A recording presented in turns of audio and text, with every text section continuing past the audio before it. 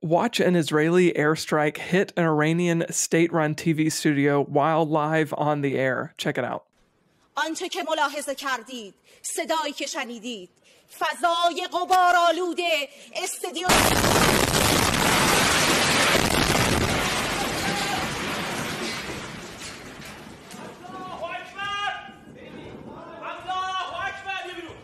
Okay, so Billy, this is how Israel has responded to that clip. They're saying that the building was used by the Iranian armed forces under the guise of civilian activity, covering up the military use of the center's infrastructure and assets. That's a statement from the IDF. Then on the other hand, Iran is calling this a war crime. And they're now calling for action from the United Nations. They're saying the UN Security Council must act now to stop the genocidal aggressor from committing further atrocities against our people. And Billy, I cannot really even get through that statement without laughing at the idea of Iran accusing anybody, Israel of all people, of all countries, as guilty of a war crime.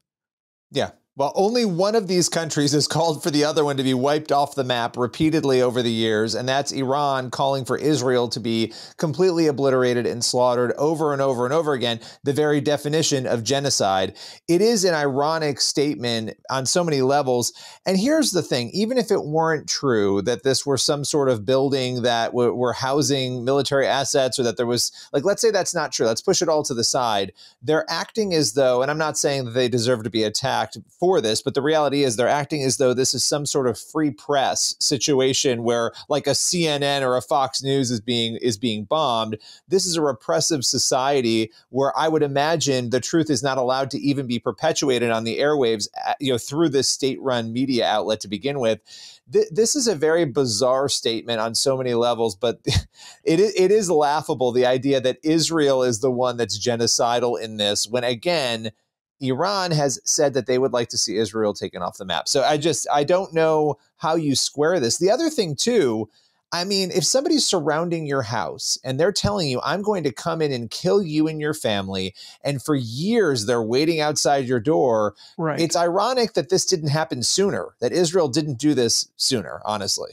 Yeah, well, I mean, this is the same corrupt regime, talking about Iran, whose really entire philosophy centers on the elimination of Israel. They're so committed to this vile hatred of the Jewish state that they have a countdown clock counting down to 2040 when Ayatollah Khamenei has claimed that he's prophesied the demise of Israel. So, it's all around an absurd thing to say. And we should note, too, Billy, that while this hate certainly fuels the Ayatollah and it fuels the henchmen that are associated with the government there, the corrupt government there in Iran, that's not how the Iranian people feel. Both you and I have talked to people who have friends and family members who are on the ground in Tehran and other areas around the country of Iran, who are actually out in the streets cheering this on. They're cheering Israel on, saying, we want to be free. We need to be freed from this oppressive, horrible dictator who's controlling our country. Yeah, well, the thing that makes America unique, right, is our First Amendment. And we have lots of legal battles around that First Amendment, giving us freedom of speech, freedom of association, freedom of religion.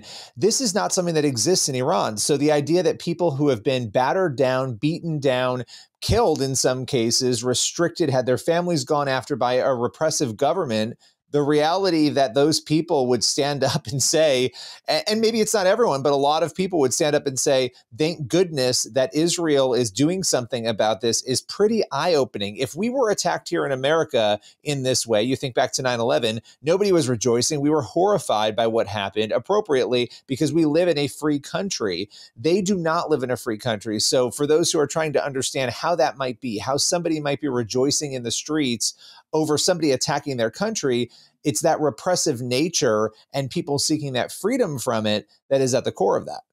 Yeah, 100%. And before we go, I do want to say too that we're living in biblical times, right? This aggression by Iran to Israel is certainly, all of that is foretold and laid out. You can really understand so much of it by reading the Bible, right? Reading about these tensions that have existed for so long. So to see some of this playing out now has been fascinating, and as interesting as it is, and certainly concerning as it is for geopolitical reasons.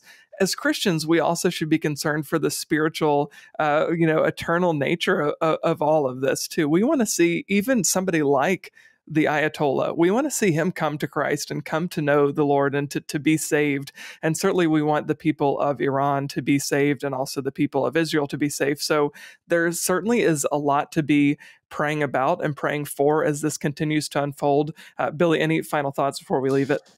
Yeah, I would encourage people, crack open your Bible, read Ezekiel 37 to 39. 37 deals with the regathering of Israel, which happened in 1948. That was the sort of fulfillment of that prophecy. We don't know when Ezekiel 38 and 39 will happen, but Persia is listed as a country that will try to invade, and Persia, by the way, is Iran. It was the former name of Iran. Will try to invade Israel. And so we don't know how far away that is or where that falls, but it's very interesting in light of this battle that the eyes of the world are on these countries, including Russia, which is another country that gets looped into what we see there happening in Ezekiel. So we're living in very, very interesting times indeed. Yeah, definitely good things to be pondering and most importantly, praying about.